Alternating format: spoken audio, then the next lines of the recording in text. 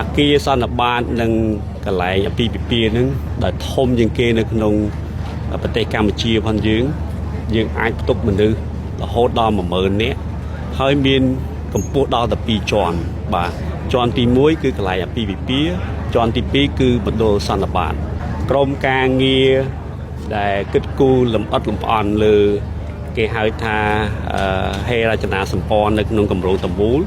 អញ្ចឹងកន្លែងចតឡាននៅក្នុងអាគារហ្នឹងគឺអត់មានការស្ទះហើយយើងមានកន្លែងចតឡានដ៏ធំយើងរៀបចំតាំងពីច្រកចេញចូលផងនៅក្នុងគម្រោងនិងកន្លែងមហាសន្និបាតនិងអាពាហ៍ពិពាហ៍ហ្នឹងយើងគិតថានឹងធានាឲ្យមានការ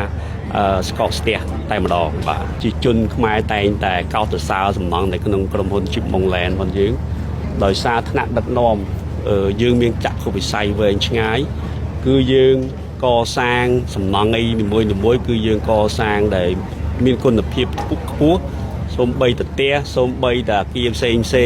សូម្បីតែមណ្ឌលសន្និបាតហ្នឹងយើងមានការ design លម្អិតមែនតែនការ design ផងយើងហើយយើងនឹងធានាគុណភាពសំណង់នីមួយៗនៃក្រុមហ៊ុន Chip Mongland គឺតែងតែគុណភាពរឹងមាំនិងគុណភាពដែលល្អបំផុតបាទ